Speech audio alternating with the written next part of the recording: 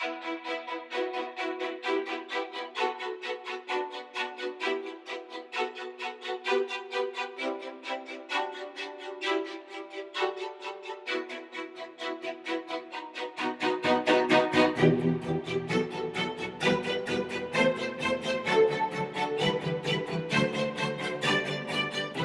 myth has always been that the building has been prefabricated in Switzerland, brought over and floated up the Thames from the docks and re-erected here. I mean, the building is called the chalet, we call it the Swiss chalet, built in a period when writers were writing about rustic architecture.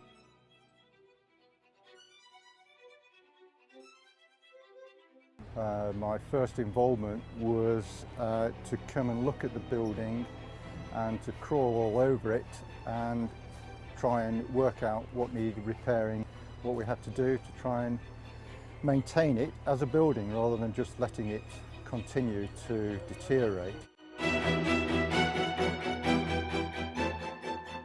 We then came up with a suggestion that the best way to safeguard it, to make sure this stayed here for the next 150 years, was to lift it out of the flood waters.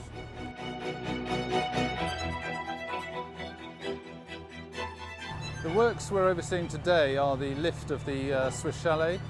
The lift is today just over about 1.5 metres and will then drop down to a finished lift of about 1.2 metres. In order to raise this timber listed building out of the floodplain and protect it for hopefully another 100 years of its existence. Well, the challenge really is the age of the building, and it's a timber frame mainly. It's over 100 years old, and we see this as being not a challenge, but really just making sure that we don't do any damage whilst lifting. Obviously the age of the building gives you problems in terms of probably previous decay and any water damage that's happened in the past. So we've strapped it all together. We've done lots of investigation work to understand how it works, and hopefully it'll be fine.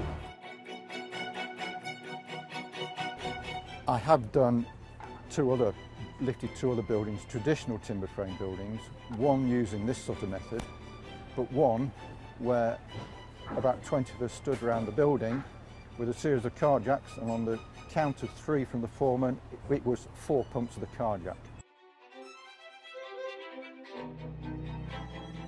The building's being lifted with what we call climbing jacks, which basically are sort of an upside down jack. It pushes the centre cylinder out.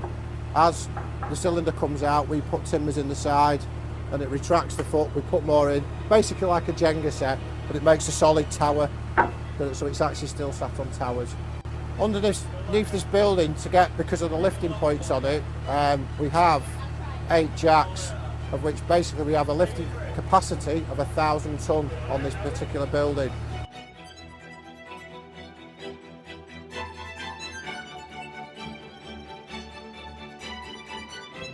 When we came to first view it was a very different picture here, because where you see everything dug out, there is pictures of, obviously it was just built up. So to walk onto site originally and say I want to lift that up, you kind of look at it and think, well, where are we going with this? You know, where are we? We love a challenge, you know, anything. We do big projects, big load-outs, things like that. So to come along with something so unique, it kind of makes you want to get your teeth into it anyway. The main challenge is it's not weight, it's the structural integrity of the building, to make sure that once we took the weight of it, that we lift it all level across the board, that we don't pick up one side and the other one doesn't go up, causing it to crack or causing it to misform its shape. I mean, fortunately they've left all the windows in and everything, because they've still got the tiles on the roof, they've still got the double glazing in. I haven't seen a crack or a movement on anything yet, so I'm guessing we've got that one on a level.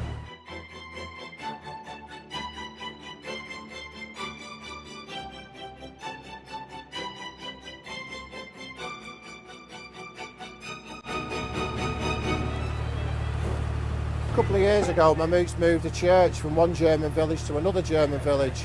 But in the UK, it's not that common, it's quite unusual, yeah.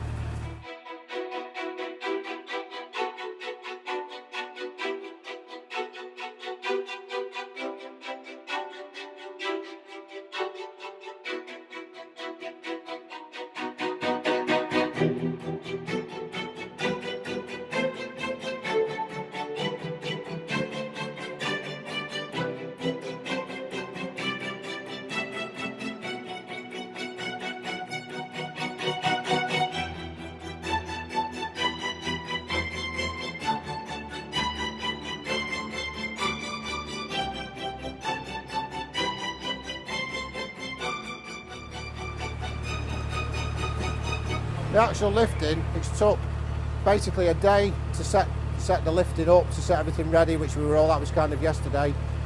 Give 2 hours. Once you actually started to go this morning at 9 o'clock, we've kind of 2.5 hours to get to the right height before they can start installing the steelwork. Once the steelwork's gone in, we can then lower the jacks back onto the steelwork, which is the framework of which it's going to sit on then.